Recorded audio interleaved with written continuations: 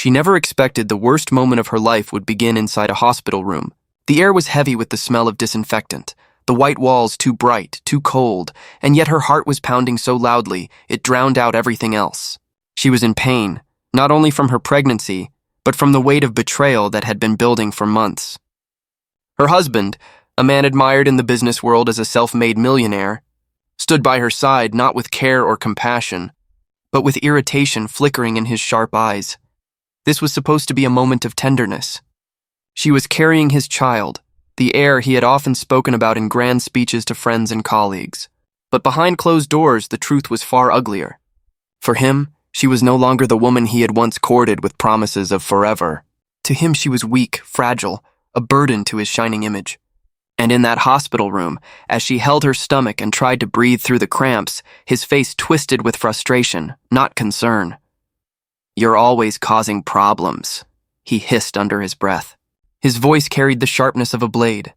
Nurses walking by paused, uneasy, but none dared to intervene. They had seen powerful men like him before, the type who carried money in their wallets but no kindness in their hearts. And then the sound of laughter filled the corridor. It wasn't the laughter of joy, it was mocking, cruel, dripping with arrogance. She turned her head and there she was, the mistress. Dressed in an expensive dress, heels clicking against the hospital floor, eyes sparkling with satisfaction, she leaned against the doorway, watching the scene like it was a performance she had been waiting to applaud. The wife's breath caught in her throat. This was her lowest moment, and yet the other woman stood there smirking as if she had won a prize. The pain in her stomach twisted tighter, but the pain in her chest cut deeper. She had been faithful, loyal, quiet. She had endured her husband's coldness, his late nights, the perfume on his shirts. And now, he didn't even hide it. The millionaire's jaw clenched as he glanced at his mistress, his silence saying everything the wife already feared. He didn't send her away. He didn't even flinch at her presence. Instead, he allowed her to laugh, allowed her to mock, allowed her to watch his wife struggle. Her fingers trembled as she gripped the edge of the bed, trying to hold herself together. This was not how a husband should behave. This was not how a father-to-be should stand. But she had no time to speak, no time to argue, because what happened next would turn this cold hospital corridor into the stage of humiliation she would never forget. She sat frozen, her eyes wet but unblinking, staring at the two people who should never have been in the same room together. The millionaire stood stiffly, caught between his wife's fragile state and the mistress's cruel amusement. But instead of shame, instead of anger at the mistress for intruding, he seemed almost proud to have them both see the truth, that he no longer respected the woman carrying his child. The wife's lips trembled. She wanted to speak, to remind him of the promises he had once whispered late at night, the way he had knelt before her years ago and asked for her hand. But those memories felt like lies now, fading under the harsh fluorescent lights. The mistress's laughter softened into a sly smile as she stepped further inside, the click of her heels echoing like a countdown to disaster. "Really?" she said in a low, taunting tone. "Is this what you call a marriage? Look at her. Weak, pathetic. Do you even need her anymore?" The words hit harder than the pain in her body. The wife's chest tightened. She turned to her husband, desperate for him to defend her, to silence the venom spilling from the mistress's lips. But he didn't. He only sighed, as though the entire scene were an inconvenience. His eyes narrowed on his wife, not with love, but with irritation, as if her very existence was a burden he carried unwillingly. And then it happened. In one swift motion, his hand rose. A sound cracked through the air like lightning splitting the sky. The sting of his palm against her cheek burned hotter than fire. Her head jerked to the side, strands of her brown hair falling across her tear-streaked face. The nurses gasped from the hallway, one of them covering her mouth in horror. A doctor froze mid-step, unable to process what he had just witnessed. But the mistress? She laughed louder, her voice bouncing off the sterile walls. It was the sound of victory, of triumph over another woman's broken spirit. She looked at the wife as though she were nothing more than a discarded shadow, a reminder of a love story that had already died. The wife's vision blurred. She pressed her hand against her cheek, her other hand clutching her stomach protectively. Inside her, her child moved as though sensing the chaos outside. Her heart shattered into 1,000 pieces. She wasn't just humiliated. She wasn't just hurt. She was betrayed in the deepest way a woman could be, by the man who had sworn to stand beside her, and by the stranger who dared to mock her pain. Whispers began in the corridor. Some patients peeked from their rooms. A nurse whispered angrily to another, "We should call security." But no one moved. Power kept them frozen. The millionaire's reputation, his wealth, his influence. It was enough to silence those who should have stepped forward. The wife finally looked up, her voice shaking as she whispered, "How could you?" The millionaire didn't answer. He only turned toward the mistress, who gave him a satisfied nod, as if she had been waiting for this moment. The wife's chest tightened. She realized that to them, her suffering was entertainment, and yet as her tears fell onto the white bedsheets, something stirred deep within her, a strength she didn't know she had. Because she knew something her husband had forgotten. She wasn't alone. Somewhere beyond these walls, a man far more powerful than this arrogant millionaire was already watching, already waiting. And when he arrived, nothing would ever be the same again. Her breathing grew shallow, her fingers still pressed against the sting on her cheek. The hospital room, once a place of care, had turned into a theater of cruelty. The millionaire adjusted his cufflinks casually, as though nothing significant had happened, as though striking his pregnant wife was no more than brushing away an annoyance. The mistress's laughter finally subsided, but her smile remained wide and poisonous. She tilted her head, studying the wife with eyes full of mockery. "Look at her," she said, her voice dripping with scorn. "Crying like a child. Do you really expect her to raise your heir? She doesn't have the strength." The words twisted deeper than the slap. The wife felt her heart pounding against her ribs, her body shaking from the mix of pain, humiliation, and fear. She looked at the man she had once trusted with her life, searching desperately for any sign of regret. But his face was unreadable, carved from stone, indifferent to her tears. The silence in the hallway was deafening. Nurses exchanged glances, whispers rippling like a current they were too afraid to ride.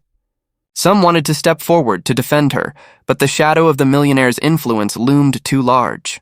They had seen people lose jobs, licenses, reputations, all with a single phone call from men like him. And so they did nothing. Her vision blurred with tears, but her thoughts wandered back to the moments before this nightmare began, the way she had walked into the hospital holding her belly with hope, whispering to her unborn child that everything would be fine. Now she wondered if she had been lying to herself. The mistress moved closer, heels clicking against the polished floor. She leaned in, close enough for her perfume to sting the wife's senses. "You should step aside," she whispered, her tone venomous but low. "Let me take your place. He doesn't love you anymore." The wife's body stiffened. The audacity of those words pierced through her grief. For a moment, a spark of anger flared within her. She wanted to shout, to tell this woman that love wasn't a trophy to be stolen, that marriage wasn't a game to be won. But her throat felt tight, her voice locked away, and then something shifted. A deep sound echoed through the corridor. Heavy footsteps. Calm, deliberate, powerful. The atmosphere thickened, as though the very walls of the hospital could sense the change. Conversations in nearby rooms fell silent. Even the mistress faltered, her confident smirk flickering for a split second. The wife knew that sound. She had heard it all her life. Footsteps that carried authority, footsteps that demanded respect. She lifted her gaze, her tear-streaked eyes widening with both fear and hope. Her father had arrived. He didn't storm into the room. He didn't need to. His presence alone carried more weight than anger ever could. Tall, silver-haired, dressed in a perfectly tailored navy suit, the CEO entered with the calm of a man who had no need to raise his voice to command the world. His sharp eyes swept the room once, and instantly the mistress's laughter died, and the millionaire straightened, suddenly aware of the storm he had just unleashed upon himself. The father walked directly to his daughter. He didn't speak at first. He simply placed a hand on her shoulder, steady and reassuring, as if to tell her she wasn't alone anymore. And in that moment, the wife felt something she hadn't felt in a long time. Safety. The room fell into a silence so thick that even the hum of the hospital machines seemed to fade. Every eye turned toward the man who had just entered, and every heart skipped a beat at the weight of his presence. He didn't need to announce himself. His very aura spoke louder than any words could. The wife's breath caught in her throat. For a fleeting second, shame gripped her, She hadn't wanted him to see her like this, broken and humiliated. But the moment his hand rested on her shoulder, steady and warm, that shame dissolved. He wasn't looking at her with pity. He was looking at her with strength, as if lending her his own. The millionaire shifted uneasily. His confidence, so sharp only minutes ago, faltered under the older man's gaze. He opened his mouth, perhaps to defend himself, but no sound came out. The mistress, who only moments before had been laughing freely, now crossed her arms over her chest, her smirk shrinking as her eyes darted nervously between the two men. Finally, the father spoke, his voice calm but edged with steel. "Do you realize," he said slowly, his words echoing in the tense room, "what you have just done?" The millionaire tried to recover his posture, straightening his shoulders. It's not what it looks like," he stammered. She provoked me. She knows how to push my buttons." "You don't understand." The father's eyes hardened, his silence more terrifying than any outburst could have been. He turned to the wife, gently brushing a strand of hair from her face, inspecting the mark on her cheek. His jaw clenched, but his voice stayed measured. "My daughter doesn't provoke. My daughter endures." The words struck like thunder. The mistress's arms tightened around herself, and she took a small step back. The father turned again, this time facing the mistress directly. "And you," he said, his tone colder now, standing here laughing at another woman's pain. "Tell me, what place do you think you have in this family?" The mistress tried to recover her bravado. I love him," she said quickly, forcing a smile. "He loves me. She's weak, and he deserves someone stronger by his side." The father's expression didn't change. He studied her as one might study a stain on glass, something unpleasant but unworthy of attention. He didn't even bother replying to her claim of love. Instead, he shifted his focus back to the millionaire. "You married my daughter under my roof," he said, voice low but firm. "You built your company with my support, my resources, and my name standing quietly behind you. And yet you raise your hand against her?" His tone sharpened, his final words cutting like a blade. "That is the greatest mistake of your life." The millionaire's eyes widened. "Your support?" "No. I built everything myself," he protested weakly, his voice cracking. The father tilted his head slightly, a dangerous smile touching the corner of his lips. "Is that what you've told yourself all these years? That you are the master of your empire?" He paused, letting the silence hang before delivering the blow. "You wouldn't have a single stone of it if not for me." The room seemed to shrink with the weight of the revelation. The mistress's hand flew to her mouth in shock. The wife stared at her father, a mix of confusion and awe washing over her. For the first time, the millionaire looked truly afraid, and the father wasn't done. The father's gaze lingered on the millionaire, sharp and unwavering. The silence that followed was unbearable. The husband, once so proud, stood frozen like a child caught in the act of stealing. His mouth opened again, desperate to rebuild the crumbling walls of his arrogance. "You can't talk to me like this," he said, his voice trembling, though he tried to disguise it with false confidence. "I'm not some employee you can scold. I built my empire. People respect me." The father's lips curved into the faintest smile, though it carried no warmth. "Respect?" he repeated softly as if tasting the word. He took a step closer, his polished shoes echoing against the hospital floor. "Respect is earned.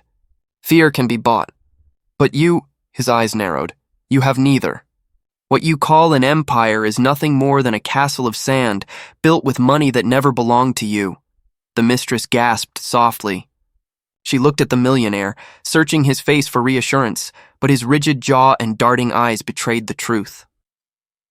The father continued, his voice steady and merciless. "Do you remember your first investment?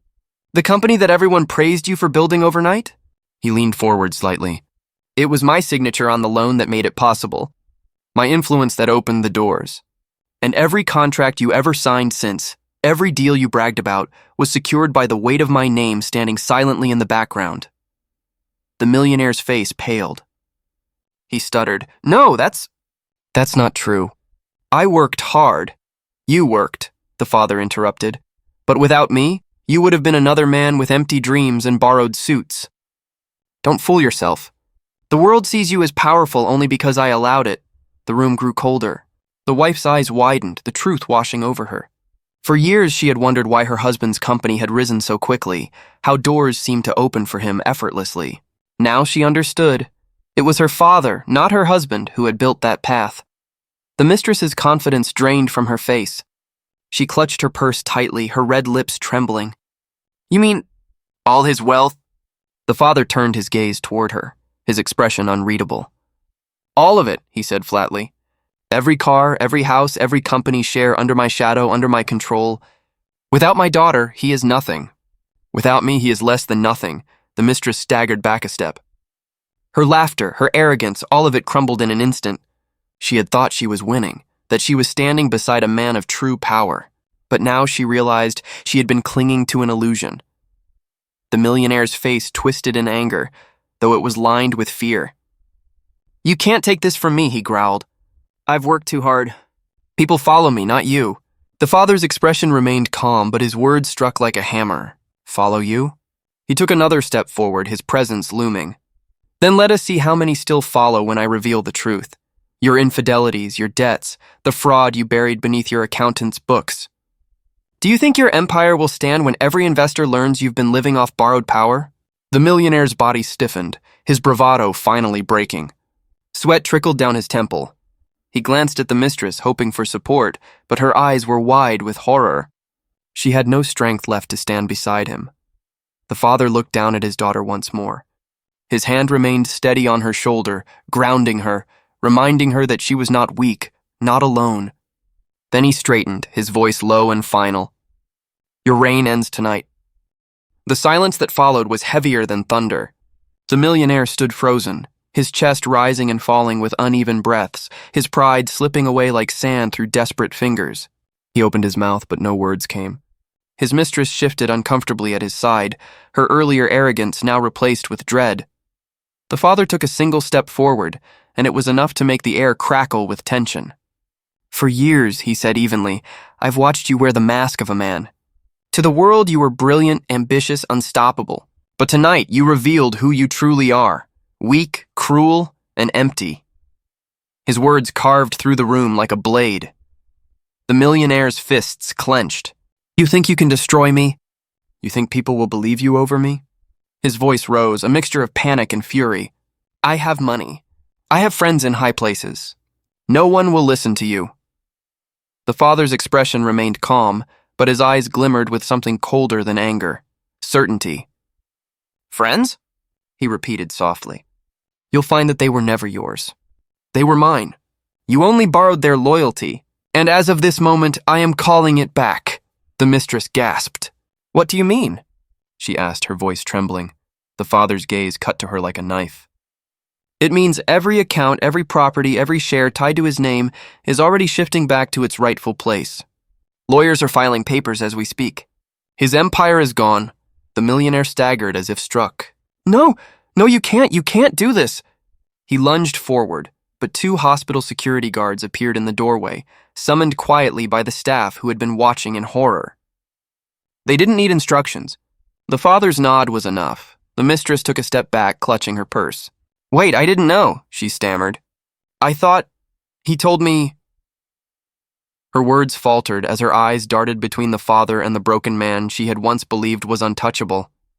The father's voice dropped to a deadly calm. "You chose to mock my daughter when she was weakest. You chose to laugh at her pain. Remember that when the doors close on the life you thought you won." The mistress's lips trembled. She tried to speak, but nothing came out. The guards motioned her toward the hallway. She hesitated, looking back at the millionaire for some sign, some rescue. But he could give her nothing. For the first time, he was powerless. The wife watched, silent, her tears drying slowly on her cheeks. She had dreamed of love, of loyalty, of a happy family. Those dreams had shattered, but in their place stood something stronger, the truth. She wasn't weak. She wasn't abandoned. She had a father who would tear down empires for her. The millionaire dropped to his knees, his voice hoarse, desperate. "Please," he begged, looking up at the father. "Don't do this. I'll change. I'll treat her better. Just give me another chance." The father looked down at him with cold finality. "You slapped my daughter," he said, his tone like stone. "I just slapped your entire world." The guards moved in, pulling the millionaire to his feet as he struggled weakly, his cries echoing down the corridor. Patients and nurses peered from behind doors, whispering as the once feared man was dragged away, powerless, stripped of everything. The father turned back to his daughter, kneeling so his eyes met hers. His hand gently covered hers, resting on her belly. His voice softened.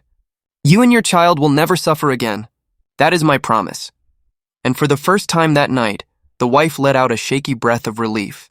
The storm was over. The hallway was quiet again.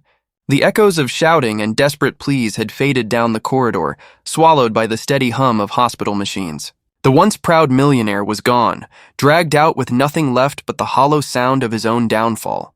The mistress had vanished too, her heels clattering against the floor as she fled from a life that had turned to ashes in her hands. Inside the room, the air felt different, lighter. The weight of humiliation and cruelty no longer pressed against the walls.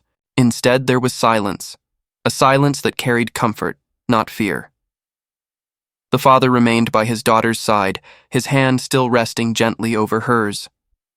For years he had let her live her own life, hoping her marriage would bring her happiness, praying the man she chose would honor his vows. He had stayed in the shadows, believing it wasn't his place to interfere, but tonight he had stepped forward. Tonight he had shown her that no matter how dark the world became, she would never walk through it alone. The wife's tears slowed. She looked at her father, her voice barely above a whisper. "Why didn't you tell me before? About everything?" "About him. About the company." Her father's eyes softened, the stern lines of his face easing.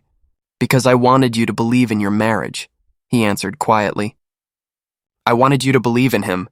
I hoped he would rise to be worthy of you. But when he raised his hand against you, he sealed his own fate. That was the moment I could no longer stay silent." The wife swallowed hard, her throat aching with the weight of everything that had happened.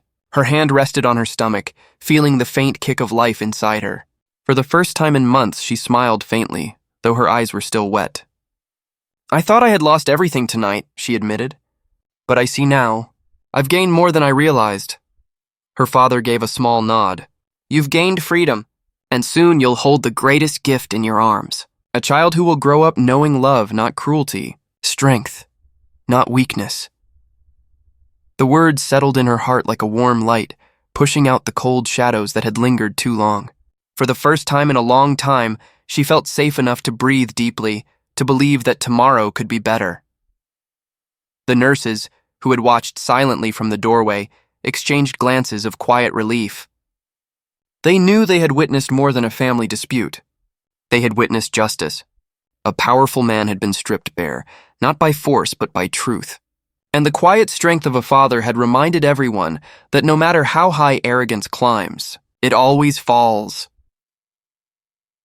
The father stood slowly, adjusting his suit jacket with the composure of a man who had done what needed to be done.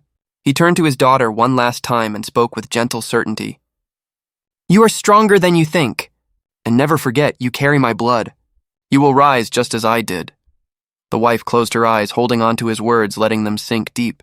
The sting on her cheek still burned, but it was no longer the mark of humiliation. It was the mark of survival. Proof that she had endured the worst and lived to see the truth revealed. Outside the window, the night stretched quiet and endless. The city lights flickered in the distance, unaware of the drama that had unfolded within the hospital walls. But for one woman and her unborn child, the world had changed forever. She was no longer just the wife of a millionaire. She was the daughter of a king,